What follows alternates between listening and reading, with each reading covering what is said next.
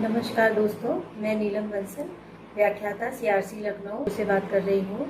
आप सभी का इस परिचर्चा में स्वागत है।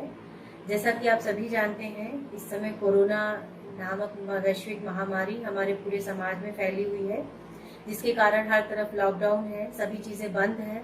इसलिए ज़रूरी हो जाता है कि हम अपने विशेष बच्चों का विशेष ध्यान रखें, लेकिन उनके साथ साथ उनकी जो सीखने की जो चीज़ें हैं उनका भी हमें ध्यान रखना है।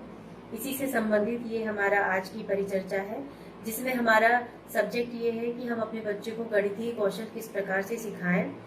अब जब हम गणितीय कौशल की बात करते हैं तो इसमें बहुत सारी चीज़ें आ जाती हैं, number, name, counting, addition, subtraction, बहुत सारी चीज़ें आ जाती हैं। तो इसके लिए ज़रूरी हो जाता है कि सबसे पहले हम एक सीक्वेंस या पैटर्न को फॉलो करें, जिसमें आवश्यक है कि हम सीक्वेंस या पैटर्न के अकॉर्डिंग ही बच्चे को सिखाएं।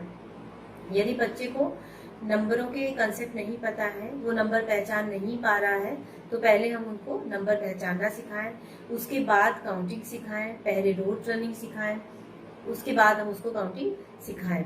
इस तरीके से हम सीक्वेंस को, अगर पैटर्न को फॉलो करते हैं तो हमारा बच्चा अच्छे से सीखता है।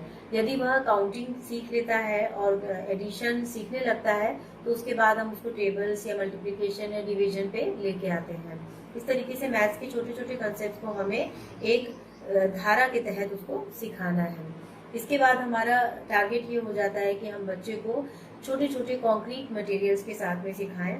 जैसा कि इस समय बाहर सभी चीज़ें बंद हैं, तो ये जरूरी है कि घर में जो भी चीज़ें उपलब्ध हैं, जैसे सब्जियां, फल जो हमारे पास हैं, उन्हीं से हम काउंटिंग करवाएं बच्चों को। फलों की गिनती करना, सब्जियों की गिनती करना, आलू की गिनती करना, प्याज की गिनती करना आदि बच्चों को सिखाएं। इसके अलावा बच्चों के छोटे छोटे खिलौने, जैसे कि ये क्यूबिक्स है या कोई पेन, पेंसिल, इस तरह के कोई क्रेयॉन्स आपके पास घर में है, तो इनके द्वारा 1, 2, 3 इस तरह से ऑब्जेक्ट काउंटिंग करवाना, या कोई छोटे छोटे खिलौने आपके पास है उपलब्ध, तो बच्चों को इस तरह के खिलौनों से काउंटिंग के कंसेप्ट सिखाना, जिससे बच्चे उसको 1, 2, 3 इस तरह से ऑब्जेक्ट काउंटिंग को सीख सकते हैं।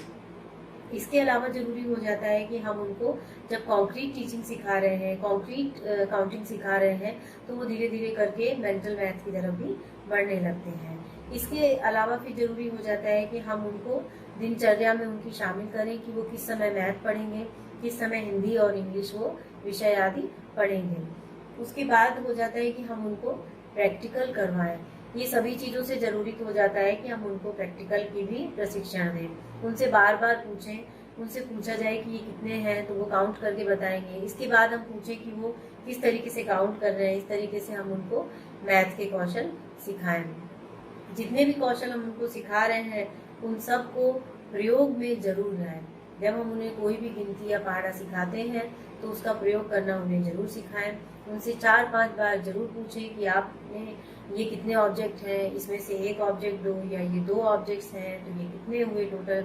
एडिशन, सब्ट्रैक्शन, इस तरीके से हम उन बच्चों को सिखा सकते हैं। इसके अलावा अगर हम छोटे बच्चों में देखते हैं तो लूडो या स्नैक एंड लैडर्स, इस तरह के भी जो प्लेवे मेथड्स हैं, जिनके थ्रू भी हम बच्चों को मैथ्स सिखा सकते हैं। अब यहाँ पे जरूरी हो जाता है कि हम जितनी भी कंसेप्ट बच्चे सीखें, उनका जनरलाइजेशन भी हम उनको करवाएं।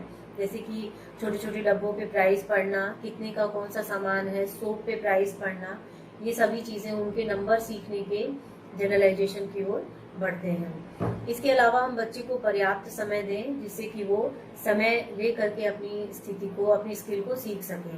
प्रत्येक बच्चे का स्तर अलग अलग होता है। ये जरूरी नहीं है कि हर बच्चा एक ही गति से सीखे। तो जरूरी है कि जब बच्चा सीख रहा है तो हम उसकी गति के अनुसार चलें। उसको कॉम्प्लेक्स या बहुत बड़ा सवाल एक बार में ना दें, उसे छोटे छोटे सवाल दें, जिससे वो उन चीज़ों को सॉल्व करे और उसको प्रॉपरली वो सीख सके। तो जितना भी समय लेगा सीखने में, वो जरूर ज़्यादा समय ले सकता है, लेकिन उसके बाद वो जरूर ही उस विषय को सीख पाएगा। इसके साथ साथ हम विषयों में फ्लेक्सिबिलिटी भी रखें, ताकि वो लचीलापन यदि शिक्षा में होता है, तभी हमारे विशेष बच्चे किसी भी विषय को सीख पाते हैं। यदि हम उसके लिए तरह तरह की वर्कशीट्स का प्रयोग करेंगे, रंग बिरंगी वर्कशीट्स का प्रयोग करेंगे, तो बच्चा आसानी से सीख पाएगा। इसके अलावा जरूरी हो जाता है कि हम बौद्धिक अक्षम बालकों को कलरिंग करना सिखवाएं, या और भी बहुत सारी चीजें सिखाएं, जिससे कि वो विभिन्न प्रकार के कंसेप्ट को सीख सकें। जब हम फ्लैश कार्ड्स का प्रयोग करते हैं तो हम वो फ्लैश कार्ड्स घर पे भी बना सकते हैं। कोई भी वेस्ट पेपर, कोई भी इसी तरह का कोई भी पेपर, व्हाइट पेपर हम ले सकते हैं जिसको हम चिपका कर मोटा कर सकते हैं और इसके ऊपर हम 1 या 2 लिख करके 1 या 2 इस तरीके से हम लिख करके उसके प्रॉपरली फ्लैश कार्ड्स भी हम बना सकते हैं जो बच्चों को आकर्षक भी लगेंगे और वो सीख भी लेंगे। इसके अलावा हम घर में जो हमारे पास बची हुई कुछ कॉपियाँ हो तो उनको जोड़ करके हम कोई रफ कॉपियाँ भी बना सकते हैं जिससे कि वो बच्चे उन पे लिखना, रंग भरना तथा मैथ्स के बहुत सारे सम्स कर सकते हैं। धन्यवाद।